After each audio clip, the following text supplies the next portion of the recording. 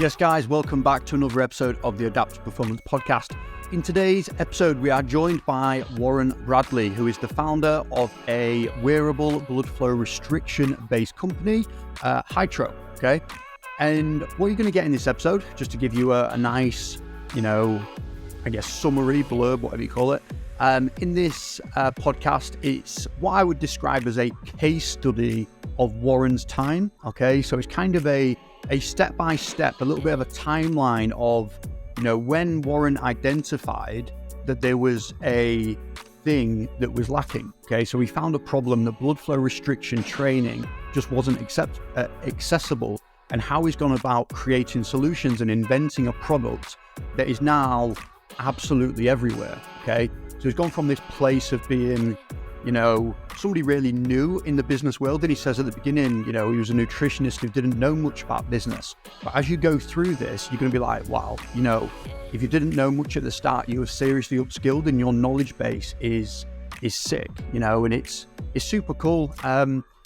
So throughout this episode, we're not going to speak about sets and reps and, intensity or the science of blood flow restriction. So what we're going to do is put in an article that Hytro have published in the show notes below. So go and check that out if you're looking at, using blood flow restriction in the future. And then potentially you might want to buy one of Hytro's products, okay?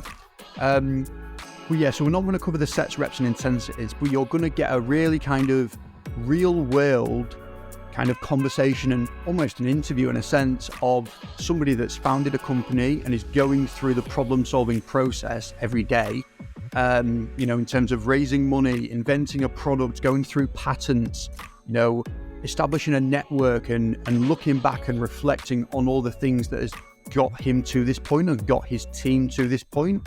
So for me, really nice episode. I think as a startup business, ourselves with Adapt, it's super cool to hear somebody else speaking about their journey. And there's definitely a lot of parallels, even though it is a different product that we are delivering. So what I want you to do then, off the back of this episode, is go to Hytro, go to Warren's Instagram, which is Warren_Hytro. Go and check him out, super friendly guy, just giving up an hour of his time off the bat, just to kind of speak to me around this. So lovely bloke. I know a few people who know him who also say he's a lovely bloke. So yeah, this is why I love this podcast as well.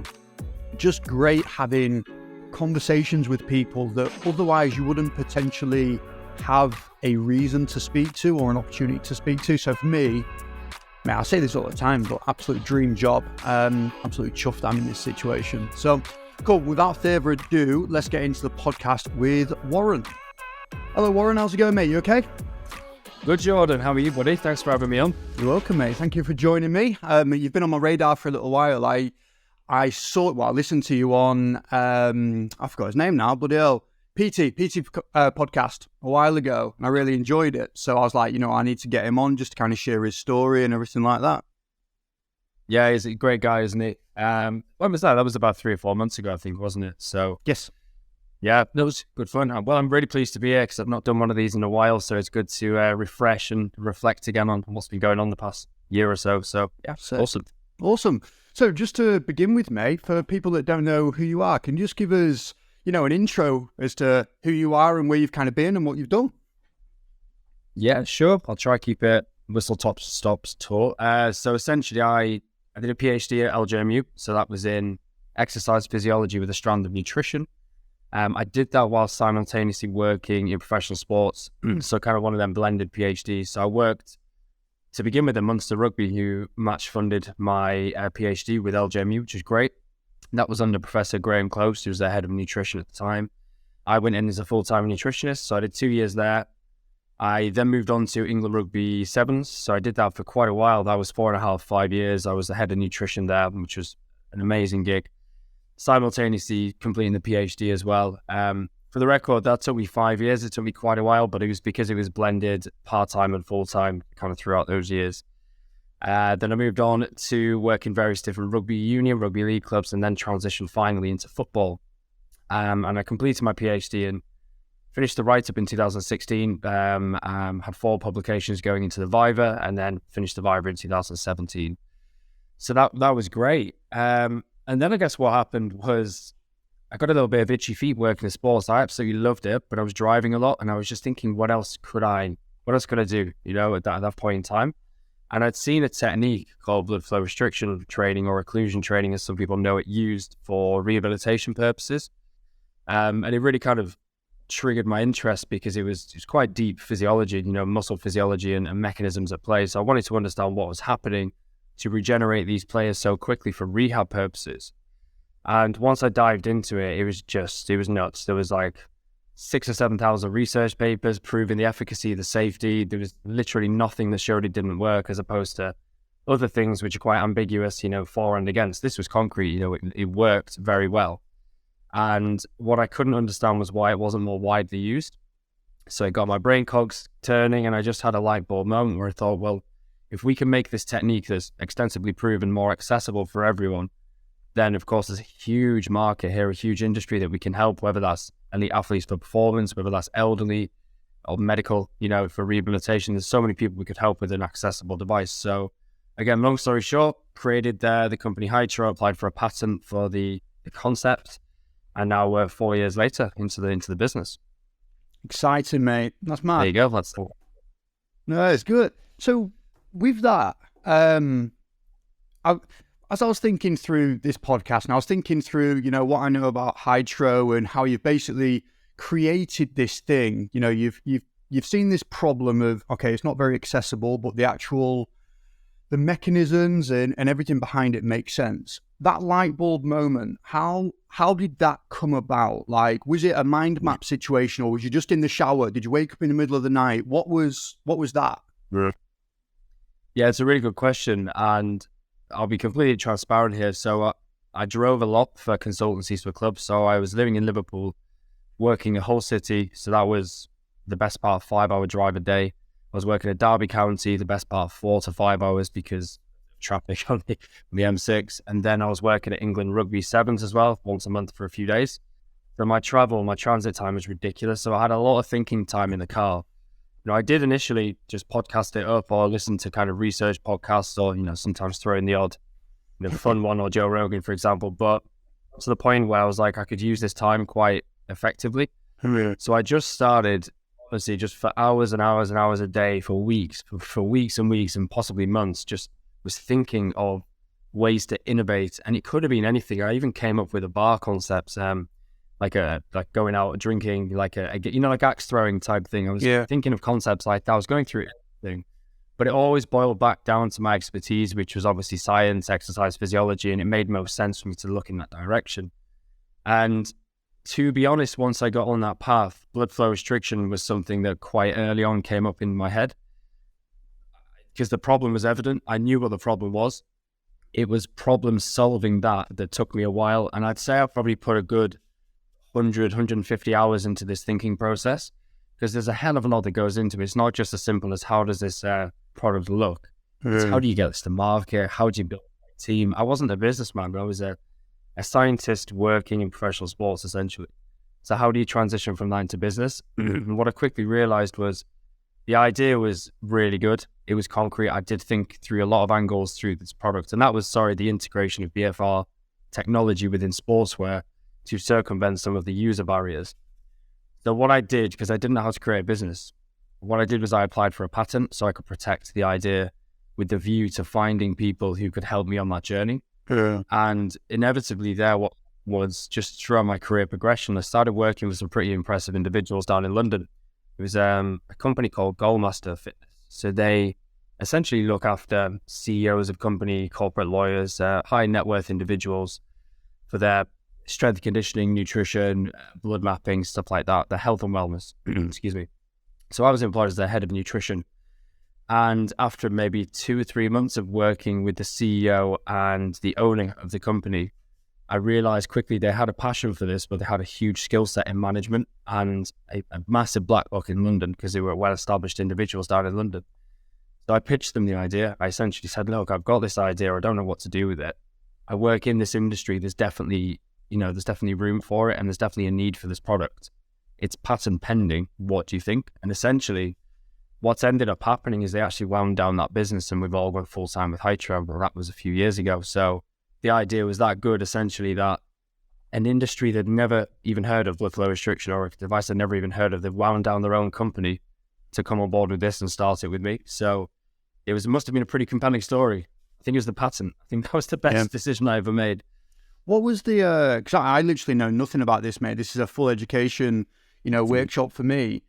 The process of getting a patent, what's that look like? Is that lengthy? Is that pretty simple? How do you go about does it protect? Yeah, I literally have no idea what it does and what it doesn't do. Could you upskill us? Yeah, sure. Yeah, absolutely. Again, going into it, I had no idea either. So I met HGF, I think they called it. Yeah, the HGF in Leeds, so they're a patent lawyer's office. And essentially, I came to him with the idea, and I just booked a consultation. It's a free consultation, and they were fantastic. A guy called Chris Bourne there, I think he's the owner or one of the directors. He just sat with me for an hour and worked through and teased out information from the idea and gave me some advice on how we should write the patent, what I thought about that. And then essentially, once you have that kind of mind map or that framework, you then either solicit them to do the work or you don't, and it costs best part of $5,000, just over actually, to do that body of work and submit it to the patent office. But that's not where it stops. So that does take a while, that first bit, but then there is examiners. They have to look at the patent, look at prior arts, look at prior patents that could be similar. Are you infringing on someone else's patent?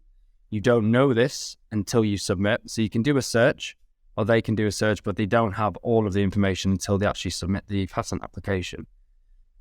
Because some are pending, some are published but not granted, some are granted, so it's a bit of a murky field.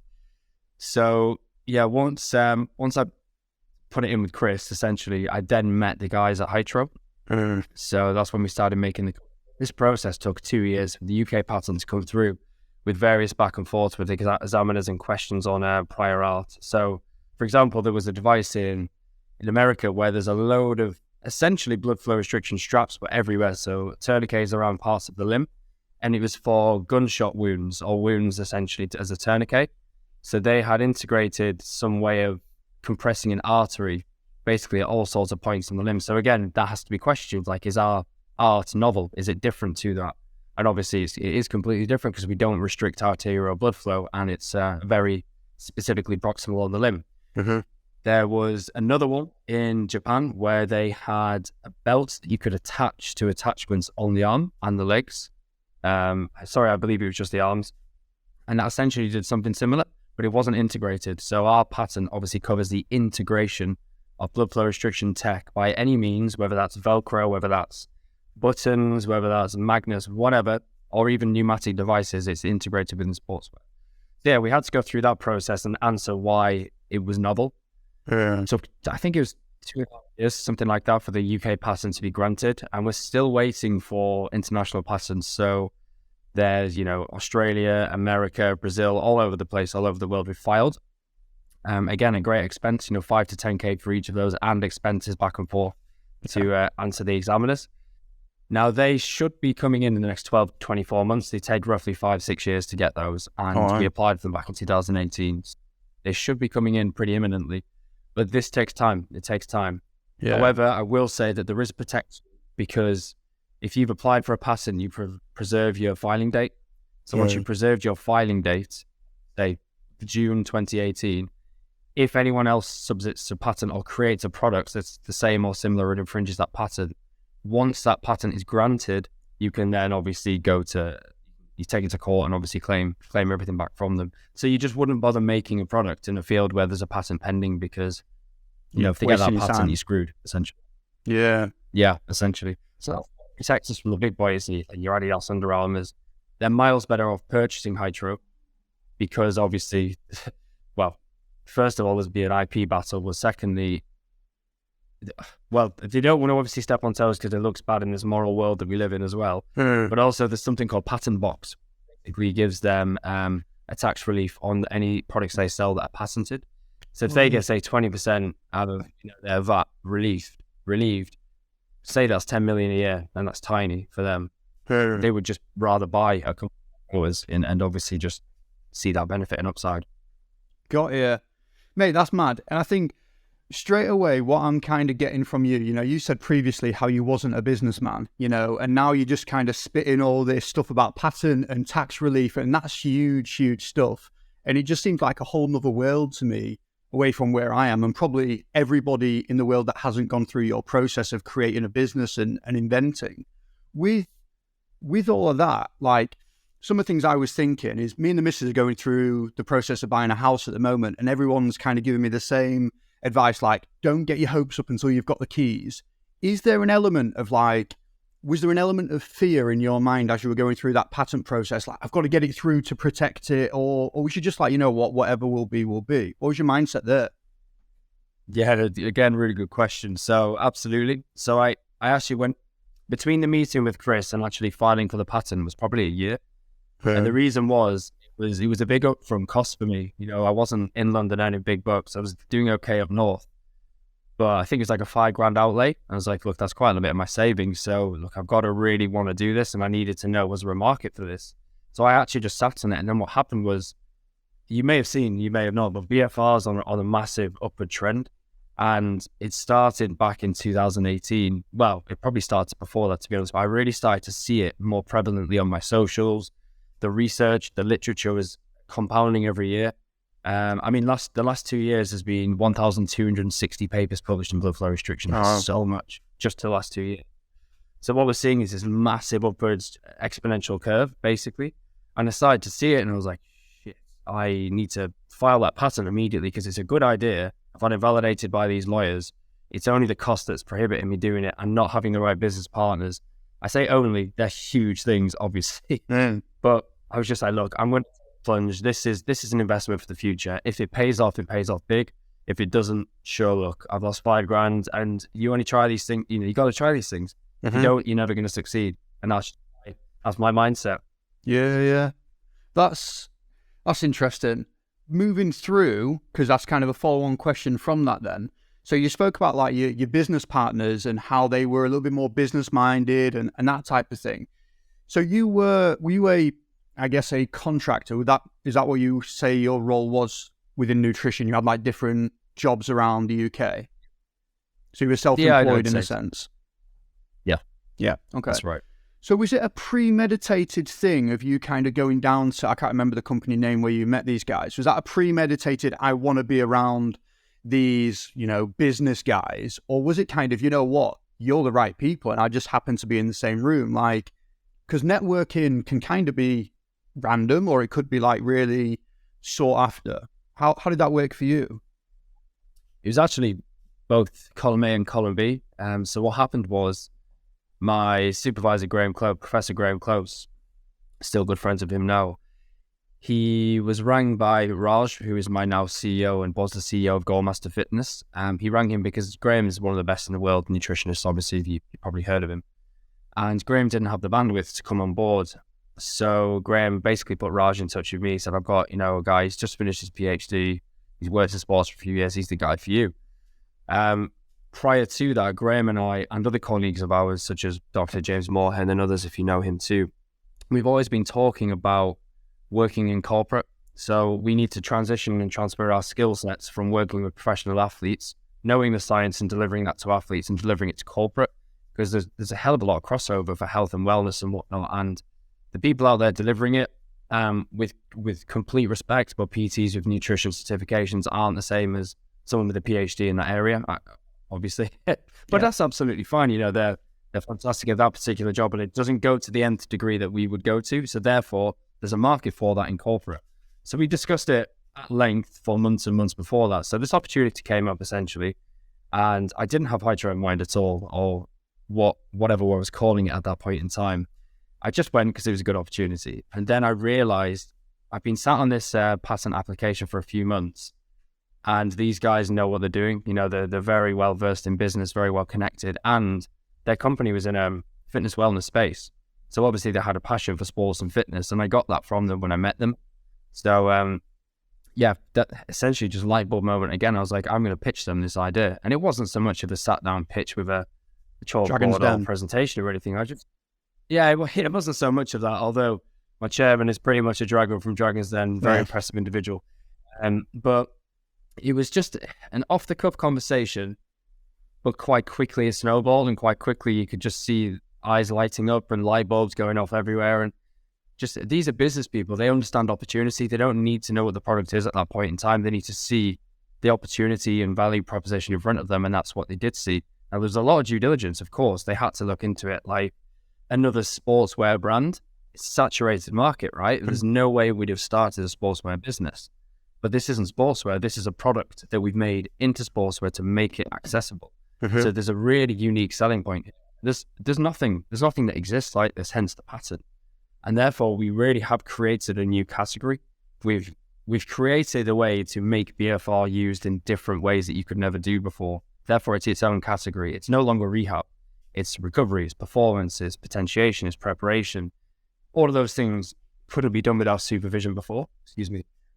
But now it can be. So we've completely carved out our own category. So it's a bit like the massage guns when they came out. However, we own the patent, so there can't be any other massage gun brands coming to compete with us. So we've done the same thing, created a new category, but no one can compete. So it's a really exciting journey we're on, and those guys have basically made it happen. They've taken my idea and made it fruition. That's mad, mate. It's exciting, and I think this was one of those things I was thinking last night. I was laid in bed, everything's going through your mind. I'm like, right, what am I making then? When I speak to Warren, what's the advice he's going to give me? What am I creating? And I can't even, it seems like such a mad concept to me, and it might make perfect sense to you now because you've got this product that's fully formed and you've done all the research, you've made it. Like, it's such an interesting thing thinking about inventing. I went on Google as well. I was looking through top tips for inventors, top tips for entrepreneurs and all that, and nobody really gives you anything, because it's one of the, you're looking at a problem, you've got to try and find a million and different one solutions. Like, do you have any, I guess, after the fact tips or information on somebody who is wanting to kind of embark on a similar journey to you? Yeah, we've actually had a recent conversation with a guy who's actually invested in Hytro, a friend of ours, and he also works in Formula One. I probably shouldn't name him because I've just said he's an investor. But essentially, he wants to start up a business. He's got a really good concept. He's a very clever guy doing a PhD, and it's in his PhD area, so it makes sense. He's done his market research. He's pulled together a slide deck. It all makes complete sense. The problem is there's so many unknowns that if you've never done it before, there's so many barriers in place that you have to circumvent, and you have to fail so many times, and you make the wrong decisions so many times, but you learn from them. But if you can minimize the amounts of wrong decisions you've made, then you're onto a winner, really. And we made a lot, right? We did have good advice and good advisors on board, but we made a lot still, and it took us time to pivot, which is really important. As soon as there's a problem, pivot. If it's an unsolvable problem and you need to change your tact. So what we wish we'd have had is someone to advise us from the very beginning, someone who'd done it before. So my advice to someone who wants to invent is, if you're in the luxurious space where you know someone, fantastic, speak to them, just ask them. And you can almost guarantee that if they're a founder of a startup or they've been through a startup experience, they will help you. And the reason being is they've been there, they know how difficult it is and how much advice matters. If you're a big corporation, they don't give a shit about people, typically speaking. But if you've been through that startup process, you know how hard it is for people. And that's why we've sat with this gentleman, and we're going to help him throughout his journey, because there's so much we learned that we wish we knew before. And if we had have known it, we would have honestly saved so much money and so much time. So yeah, the advice would be, if possible, find someone who's been through that journey. I know that's easier said than done, but if that's on the table, speak to them, grab them by both hands and have a chat, and they should be willing to help. Again, further to that, it's set up a company with people that have different skill sets to you.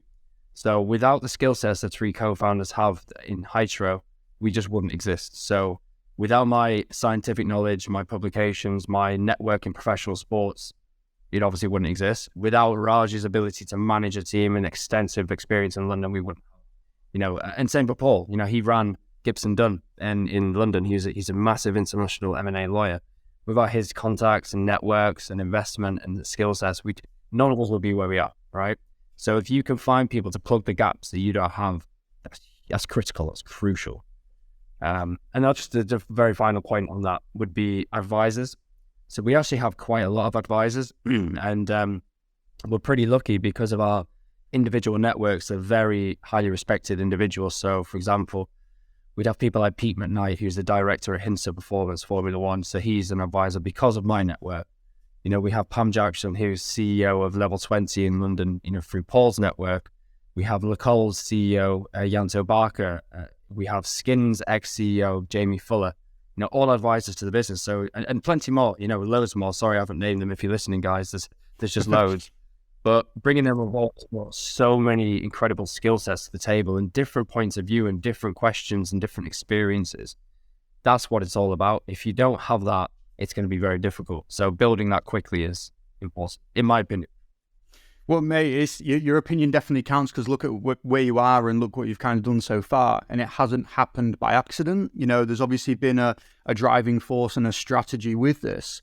And again, I think we spoke about it previously, but it seems like the network has been a really powerful tool here, you know. And I know two people individually that, you know, work with you guys, with John Noonan and Dan Howells, you know, that are just, you know, believe in the brand and they're pushing it. And I think that's such a clever thing from your perspective as well, because you've got industry professionals that are well respected, that are preaching that. And that's such a powerful thing. You get trust in the brand, you get trust in the process. And I think, yeah, as quality, was that a premeditated thing as well? Was that your way of thinking, okay, the way we're going to kind of get it out there through this kind of spiderweb system of networking? Was that something you thought about, or is it just kind of happened? Yeah. I mean, I guess probably a couple of answers to this, but I'll start with the first one. So that is my network, essentially, into professional sports. So as I said, we all bring different skill sets to the table. I came with the professional sports arm. So John, I've been friends with him for, you know, nearly a decade. We're at LJMU together. Dan Howells was actually my boss at England Sevens. He was, you know, obviously head of strength and conditioning, or my line manager, and now colleague. But those were existing relationships, and John, obviously knowing me, believed in me immediately. He obviously knows about BFR. He could see the utility and value straight away, but because he believed in me, he was like, this is insane. This is such a good idea. I'm in. And not only that, they both invested in the company. So what we're inevitably finding is people who have been close to the company from the beginning, and even along the way, if they're really bought into the idea, they've actually invested in the company as well. And what that's allowed us to do is they have a vested interest. They want to talk about Hytro. They want people to know about it. And it's genuine advocacy. You know, they only invested because they're genuine advocates. They didn't do it for a quick buck. They saw an opportunity and said, this is going places. We want to be involved in this. And therefore what you build is this network of advocates that are really credible. And obviously if they're an army of people going out there to their respective clubs, to conferences, and people are talking about Hytro, they're like, oh, Hytro, yeah, they're great, blah, blah, blah. It's just that awareness grows quicker. And we recently did a raise on Cedar's platform. So we're always raising. Obviously, as a startup company, we always need capital to move forward. But we did a really successful raise on Cedar's, which was specifically for professional coaches. And the reason we did that was because, well, one, obviously, gets a little bit of money in the coffers. We didn't look for too much. We didn't want to take too much away from the venture capitalists and the angels. But what we wanted to do is give an opportunity to those in our network and industry who wanted to get involved, because twofold, they have an opportunity to be involved and obviously see the upside when hopefully the company goes to a huge valuation. And two, we then have advocacy from so many professional coaches. So we have, you know, Formula One coaches, we have Premier League heads of performance, we have Championship, Rugby, Premiership, International Rugby, Cricket. You know, we have incredible individuals from the top echelons of sport involved in Hytro. When you look at the list, honestly, it's really impressive. I couldn't believe it. If you said that to me 2 years ago, I'd have been like, no way. But like, we've got some of the best names in the industry in the UK and abroad who've invested in the company because they believe in it. And that shows you where it's pointing toward. So, yeah, I can't even remember what the original question was. Was it premeditated? Yeah. Yes, but it was by design, because the 10-year history that I have in sport led to this, essentially. Yeah. Without Hytro wouldn't have happened, essentially. Like without Raj's experience, the management side, that wouldn't have happened. You need to slot them together and then it works. Yes, guys, just going to take a short break in the podcast with Warren. Hope you're enjoying the chat. I know I did.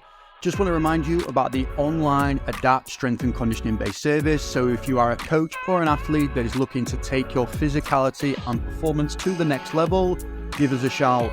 We are currently full. We do have a waiting list, okay? And we utilize that waiting list quite a lot. So if there is an available spot, we go to the waiting list before we put that on social media.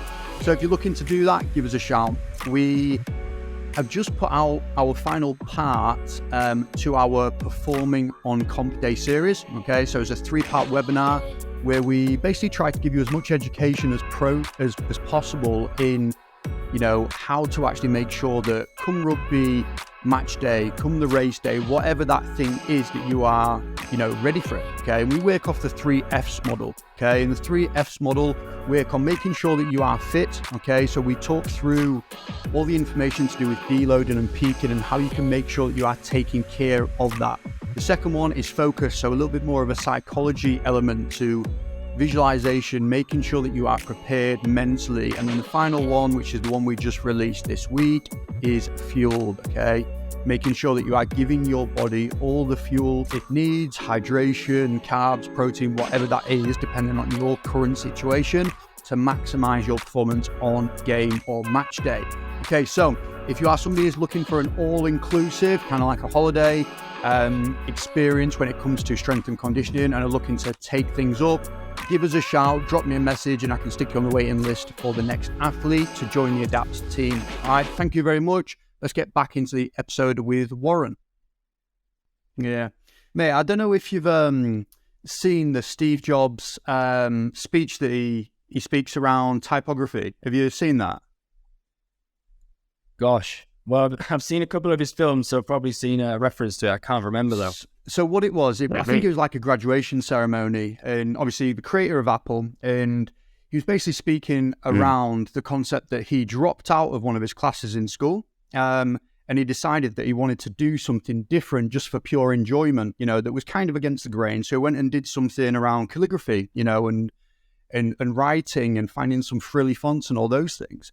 And, fast forward 2, 3, 4, 5 years, when he's kind of fighting Apple versus the PC, the thing that separated Apple from the PC was actually the different fonts and the typography. And he was like, you can't connect the dots looking forward.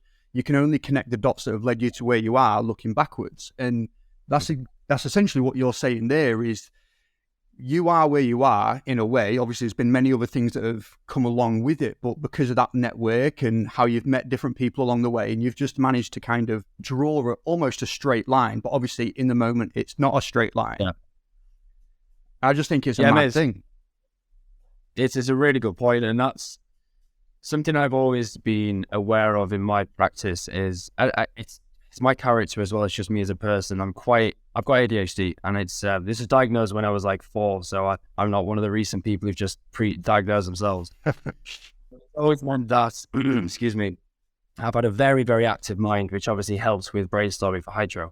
But also, I just love relationships with people. I love being friendly with people. I love connecting with people. I'll go out of my way to do it. I'm that person at a conference that just speaks to everyone. And obviously, I never had Hytro in mind 10 years ago.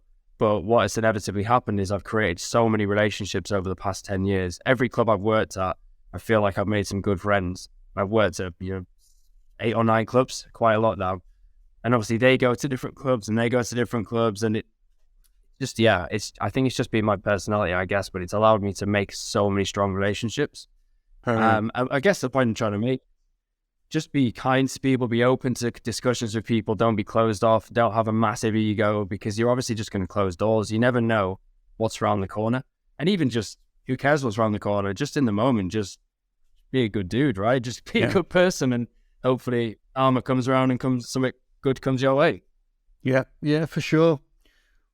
I want to go back as well, actually, mate, to when you were first creating Hytro and you were going through this brainstorming process then. So you identified the problem of, it's not very accessible and all that. What was did you hire somebody? Did you do a lot of the early legwork? Were you playing around with stuff? Was it drawings? How did that look? What was the creative process? Yeah, I was really lucky that my partner, Claudia, she's incredible at drawing. Excuse me. She's incredibly crafty as well. So I told her my idea and my concepts of what I thought I was looking for and like what I needed it to look like.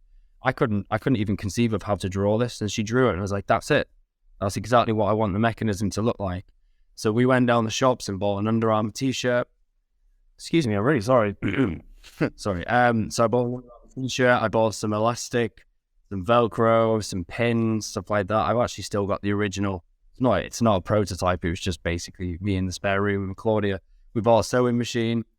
But what we did to begin with is I don't know if people are watching or listening, but we folded up the sleeve of the t-shirt and embedded and stitched it together to make like a housing, put a hole in it, and got an elastic band, essentially like a material band like you would have kind of on the top of kind of a pair of shorts. Yeah. And threaded that through, secured it by sewing it in, added some glue, some Velcro patches on the end, just to see how it would work and which way to do it and what, just to get a feel of how the functionality would work.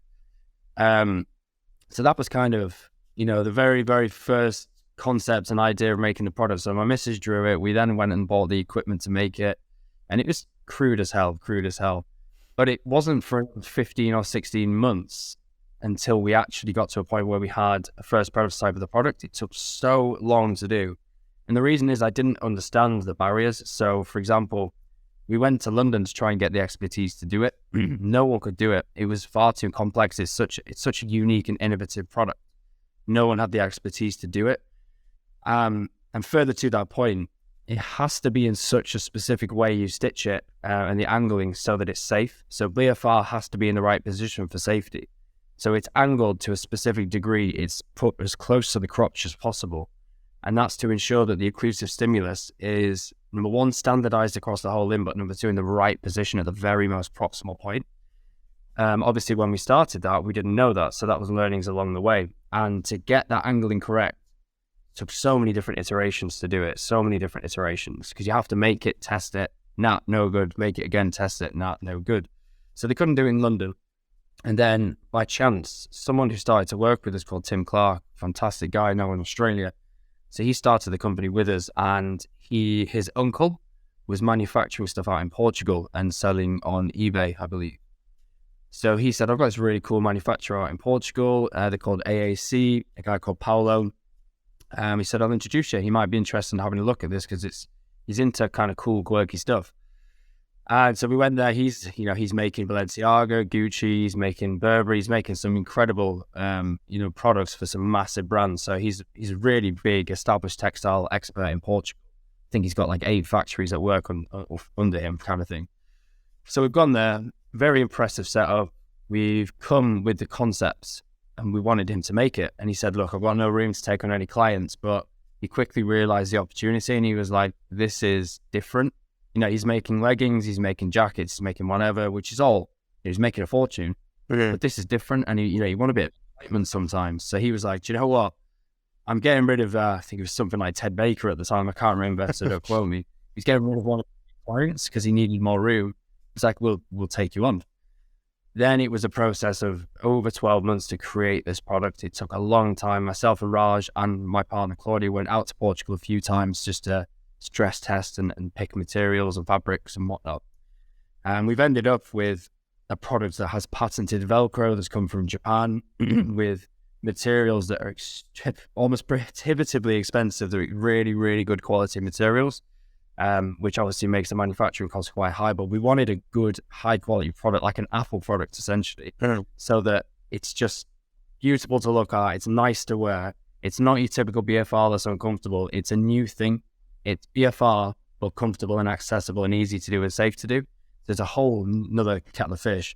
But it was the guys in Portugal that essentially helped us make it. And I remember some crazy mechanisms we were trying. We must have tried 20 different mechanisms, like magnetism, buttons, bra clasps, all sorts of crazy things. And we actually ended back up with the Velcro because it was the most simple, sleekest way to do it. And then that's when we went down to finding a patented Velcro that was extremely low profile. It's so soft to touch. So by the way, I'm touching it now. That's why it's off screen. It's so soft. It's incredibly strong. You wouldn't think it could even stick when you look at the two parts. You're like, how do they even work? But it's because it's such an incredibly good Velcro, essentially. So yeah, a lot of troubleshooting, a lot of iterations, and then we finally got to the MVP, so the minimal viable product, the one we were happy to start with. And then since then, we've obviously improved it, but that's been through another iterative approach of clubs have come back to us and said, this was an issue, or, we like this, or can you change this? And then we changed it with future products. Yeah. I saw, and I might be wrong in terms of the timeline with this, but I think the first time I saw about Hytro was during COVID. That's when I kind of saw it like picking up traction, at least on social media, and I had some friends that were buying things. Was that the release, or was it just because, people were looking for accessible options to, still get bigger and still get stronger? I mean, if you think about what BFR does, it allows you to, get bigger, stronger, more powerful, improve endurance, recover without using any equipment. You literally use your own body weight, and it gives you a similar adaptation like you're squatting 100 kilos. It's a really incredible technique. Again, proven by thousands of research papers. So for lockdown, I wish we'd released the products a year earlier and had more awareness, because it could have blown up. It could have been one of those things that were like, this is what you train with at home. Because people were buying, I bought a gym bench, 180 quid. It's rubbish. It's a piece of shit, basically. It's like broken. But you couldn't get anything for love of the money. I couldn't get weights, couldn't get anything. If we'd have had Hytro out, you don't need that stuff. You literally don't need it. You can do body weight. And I can talk to a few of the clubs that are doing that, and Formula One teams that just use body weight for training with Hytro in a bit. But the point is, it's proven scientifically to increase muscle size and strength with just body weight. So if we'd have done that in lockdown, we'd have made a killing. Unfortunately, you might have seen a few people purchasing, but it was a really difficult year. Launching in lockdown in COVID was not conducive for good sales because the awareness wasn't there yet. And I think there was a lot of education that needed. There still is. And the reason we're a B2B brand selling straight to professional sport clubs, and we don't at the moment bother with consumers or focus any marketing on consumers, is because they still need education. There's people like yourself who definitely get it, people who are in the industry. But the vast majority of people still don't get it. We can say this grows muscle quickly by strapping in. They're still like, I don't really get it, so they're not going to buy it. So there might be a couple who bought it in lockdown, but that education piece needed to come for that to have worked. Yeah. And one of the biggest pivots we made, as I just kind of mentioned, is going straight for B2B. So we did try B2C for a while as consumers. We just realized that no one was really up the education curve, and we needed to do that. We needed to educate people, and that was a heavy, heavy lift and a heavy expense. And then we realized, well, professional clubs are buying 20, 30 units at once. Let's just focus on professional sports, create a good sports business. And then once we have, which we do have now, we've got a lot of traction in professional sports, we can start to look back at consumers and use the stories we've created with professional athletes and teams and say, look, England rugby, look, USA national football team at the World Cup, here you go, they're using it. Then people buy into it. They're like, oh, my superstar that I know is using it, therefore I get it. Prior to that, it was a very difficult sell. Man, it makes perfect sense when you lay it out like that. But I bet in the moment, it's like, why are these people not buying the thing? I don't know if that was like stuff you were racking your brain over, but now it makes perfect sense. But that's after the fact, isn't it? So, that makes so much sense to me.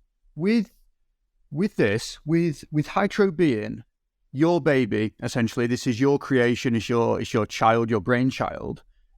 Are you still are you the guy, essentially? Are you the one that's kind of pushing everything forward? Are you, basically, where I'm getting at with this is, in my my sleepless night last night when my brain was turning, I was thinking of invention. I was on a YouTube montage of Elon Musk, and he was speaking through, what it's like to create a business, and you're going through this turmoil sometimes where you're like, fuck, I've put in so much money into this thing or so much time and energy. If it doesn't work out, what do I do?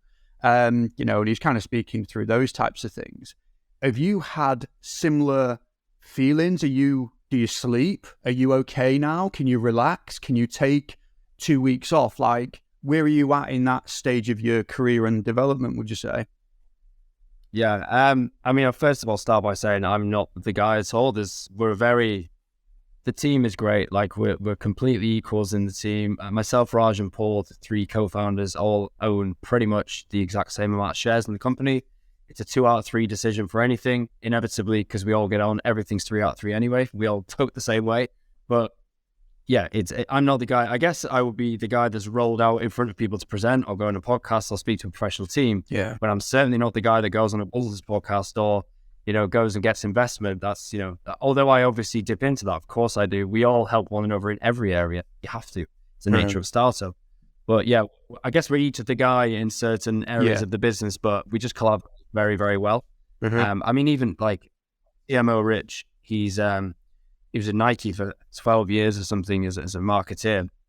Absolutely phenomenal. Without him, we wouldn't be where we are today either. Again, he's not a director in the company, but he would be the guy in marketing. He's fantastic. And we have various other staff that are incredible too. So yeah, just put the guy comment to bed. I think we're all kind of cool. on equal foot. Sorry, remind me what the second part of that question was. I went about it all. As somebody who invented the product and was one of the front runners, and essentially at the start it was kind of your baby, are you able to kind of switch off from the business side of things? Yeah, so again, with the ADHD, my mind's always going. So I've actually suffered with insomnia for decades. I can't remember the last time I actually slept properly. Now, it's something I manage because I'm so used to it. So it's not a problem at all at the moment, but I do find in periods of high stress, it becomes a problem because the mind's thinking anyway. I can't help that. It's always just ticking. So if there's a stressful situation in the day or I've got something to do tomorrow, I'll be really thinking about it in bed and I just don't sleep. So I need to find ways to manage that. I have used things like the Calm app and Headspace app, and they do actually work a lot. I find things that just take focus of my mind on something really useful. So if I can just listen to a book or listen to a soundscape, it's stopping me thinking about anything else. So although I'm still thinking, it's focusing my thinking on one thing as opposed to 100 things, which that's probably just typical to me or someone that suffers from ADHD. I don't know because I'm not in anyone else's head. But focusing on one thing is the one thing that helps me get to sleep, essentially. But mate, it's a startup. We make wrong turns all the time. We make bad decisions, but on net balance, we just need to make more good decisions than we make bad. So inevitably, there's periods where we're really stressed. When we're raising money, we could be down to the last couple of months of money before we actually run out of cash runway, and we're like, well, what happens then? Well, what would happen is myself and Raj have to continue with Hytro, of course, but get a job to actually pay the bills at home while running the business, which is just more conducive for getting the business scaling. So there's periods when we're raising, we're like, shit, we really need to get angels in at the moment. And the problem has been for us with raising is the idea is incredible. The patent is obviously extremely valuable. You can see the traction we've got. We're doing incredibly well with awareness and whatnot. Clearly, it's a viable, great business. However, until revenues hit, somewhere in the 100,000 mark or something a month, the big companies don't really look at investing, so we actually have to rely on angel investors really at this stage. We're kind of in between. We're kind of at venture capitalist stage now, but we weren't, and we were trying angels. What are angels? So just individuals who want to invest. So it could be high net worth or it could be anyone. So any individual who's invested is an angel investor. But VCs, venture capitalists, are firms that have an investment thesis and they'll invest, but they'll typically start at ticket sizes of, it can go lower, but like 1 million to 10 million or something or more. But angels can put in 10 grand. You don't have to put in £1 million thing. So the Seeders platform thing was actually a different kettle of fish altogether. We removed the minimum entirely, so it could just be a £10 buy-in, but it was a one-off opportunity for coaches to get in. And we raised 150 grand through that, and it was 50 coaches and then a few additional people, varying between 500 quid to 15, 20 grand. Some of them put in, so whatever they can afford, I guess. But yeah, the typical investment, the VC investment's a lot higher ticket size.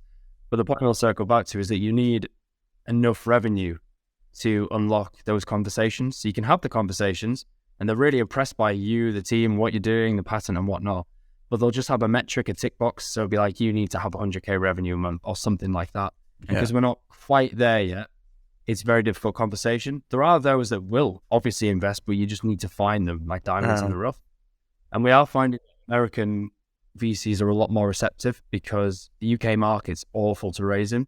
Okay. which is why we are raising with angels still at the moment. We've got some, really decent angels coming on board, hopefully some athletes at the moment too. We've just had Sam Warburton, obviously legend, British and Irish Lions captain. He's just come on board as well and invested. So that's great, but we still need to hit that tick box metric for big companies to come in. So that's the difficulty, because this is working. We're scaling, is working, but you won't come in because you need this box ticked. So that's the frustration really with investment. So that's why, as I said, sometimes it's heightened stress because we've got 2 or 3 months left of a cash runway. We can see what's happening. The company is doing great, but you won't come in because we need to tick a box. So yeah, that's the nature of being in a startup. And what I guess with that then is, and this might be the question where you tell me to piss off. What's the long game with this? Is this something you're going to be doing, for forever? Are you going to eventually get it to a point where you're really happy with it and you take a step back, or you sell it and you do something else and you retire? What does that look like for you? And, I guess you can't speak for everybody, but the other guys as well. Yeah, I think we're all pretty well aligned, to be honest, the 3 co-founders. So we want to sell as quickly as possible. So we're hoping that's within 3 to 5 years, essentially. And we want to build as much brand equity in that time as possible and extend into a few different markets for that to be possible. So we're exploring the medical market, and we think that's the biggest opportunity, because obviously anyone who's had hip or knee replacement, ACL, MCL, sarcopenia, osteopenia, AIDS, cancer, all sorts of things are impacted by Hytro BFR. Elderly, when they can't walk properly, if you use the walking called Zimmer frames, if you walk with one of them with BFR applied, you're actually going to regenerate muscle tissue and bone mineral density so they can then walk unassisted. So there's so many different places this can go, and we're exploring the regulatory pathways and ways to advance in those demographics at the moment. And we're looking to expand into those in probably 2025, 26. It could happen a lot earlier, but we see that as where the big piece of the pie is. Pro sports is actually quite a small industry. It's quite niche. We could still create $100 million company, perhaps, in the sports industry, or perhaps a 50 million. That was actually a bit pushing it there. But you can make a decent-sized company in professional sports, basically, especially when you own a patent and we can dominate that market. But when you're talking medical, it's just, the numbers are through the roof. You can create $1 billion company overnight, pretty much, if you start getting huge contracts. So that's where we want to go. Also, for me personally, although my background is sports and it's a passion of mine, I really, really want to help people medically. If my product or our product can actually give life quality back to millions of people, I mean, that's amazing, right? That's a huge bucket list tick that not many people can tick off. Even if I was just to help one demographic, such as the elderly, it gives them mobility and quality of life back in a care home. It's a huge industry. And if we could just that one, I'd feel great about what we've achieved here. And of course, the pro sports business is going really well, so that's always going to be there. So that's great. I'm happy with that. But the future, I hope, is medical, essentially. We're also looking at military, because obviously the obvious implications for training on the road or training, wherever they are, or covering or rehab. There's a lot of applications for the military. And again, that's just another level again to professional sports because of the contract sizes and the number of military personnel across all, America, for example. You get a contract with them, the US military, that's nuts. And what we're doing there is we're working with other companies who already have contracts. So we're piggybacking on their contract, and basically they're already in. So they'll then add Hytro into their contracts, and that's what we're looking at doing. So yeah, the future, 3 to 5 year sell, hopefully. Probably selling it in parts, if I'm honest. So for example, for the consumer market, Nike, Under Armour, Adidas may want to take this product so they can sell it to their existing customer base. It's really easy for them to plug in and go. Here's a new product, throw it into their website, throw it into a bit of a marketing campaign. They've already got the data on the people. They know who to send it to in terms of marketing. Bang, you've got 100 million people or more. I don't know how many people they have seeing the product. We can't do that. So if they buy the product from us and buy the consumer arm of the business and license it, immediately they've got a huge revenue stream. But then we could keep medical. We could just keep the contracts for medical because they're a light to lift once they're in place. So the answer is I don't know, really. The plan is 3 to 5 years, sell either partially or fully the company. But anything could happen in that time. We could have an offer from someone for, a smaller amount than we want, but because it's sufficiently big enough, we might be like, you know what, fine, it's now money. 3 or 4 years. Yeah, it's now money. And I just don't know is the answer, but there's a lot of opportunity and options on the table, I would say. Yeah. So you couldn't, I guess, see yourself, could you do this again? Could you get yourself into kind of a business headspace doing a different product in the future? Is it going to be, you know what, I'll use that money for retail, or I'm just going to live comfortably and just do a passion thing for a while? Like you personally, what do you think? Yeah, I mean, obviously, if and touch wood it happens, and who knows, let's not let the ego get away with us here, but if hypothetically we did sell in 5 years from now, I'd be 37, right? Yeah. So it's hopefully retirement money type thing. But what I'd want to do is, you can't retire at 37, right? You've got to do things with your life. You've got so much time left. So I've always spoke about going back into professional sports because it was a passion of mine, but it wouldn't be on the same capacity. It might be one club for a couple of days a week just to scratch that itch. Then, of course, the money wouldn't matter at that stage. It's just helping. But then I just don't know what opportunities may come up along this journey. Like obviously meeting Paul and Ralph themselves, their networks are incredibly extensive. There could be an opportunity there that we all want to explore together. It could be an investment opportunity for us. We could want to set up, myself and Raj have talked about setting up a charity or charities in the future. Like that would be a passion play for me. So again, I don't want to get too sidetracked thinking about what ifs, because what if this actually didn't take off? What if this did actually, that 1 in 10 startups work out, 9 in 10 fail. We're probably, hopefully, that threshold. I don't know. Couldn't tell you for sure yet, but it could fail. There could be something drastic that happens that makes it flop for whatever reason. I can't envisage it, but if it did, I can't be thinking like, what am I going to do in the future with a load of money? I've got to think, so who knows? The world is our oyster still. Sick.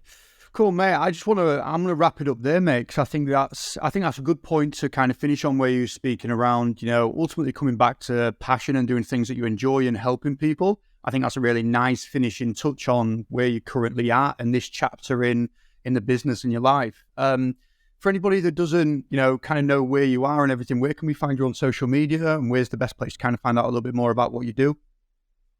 Sure. So you can obviously head to the Hytro Instagram handle. So it's just at Hytro _. You'll find me if you type in Hytro, because I'm Warren _Hytro, narcissistically. The website, though, go to the website, hytro.com. And if you are an elite athlete or an elite team, there's a pro sports side of the website. Just click on pro sports. But yeah, feel free to get in contact through the website or even on Instagram. I'm more than happy to speak with you through that. I'll get one of the teams to speak with you. So yeah, I'd be delighted to speak to anyone who wants to talk about their athletes or their teams. Perfect. Nice one, mate. Thank you very much. I'll put all that info in the show notes below for anybody that wants it. But again, just want to thank you, mate, for coming on and chatting us through your journey. I think, to me, that's super... It's inspirational in a really interesting way, just looking at you as a case study and kind of the steps that you've gone through and the hoops that you've jumped through, and how it definitely hasn't really just been a straight line. It's really interesting to hear, and I'm sure people will enjoy that. Brilliant. Well, thank you very much for the kind words and for having me on, Jordan. It's been great. Cheers, mate. Thank you. Cheers, buddy. Thanks for listening to the Adapt Performance podcast. Let me know what you thought about the episode by leaving a review or sending me a direct message. I'm all for receiving the honest feedback to make sure the episodes grow and get better and better. Like, share, subscribing and following all goes a long way to making sure the podcast reaches the right people. Thanks a lot. Catch you next time.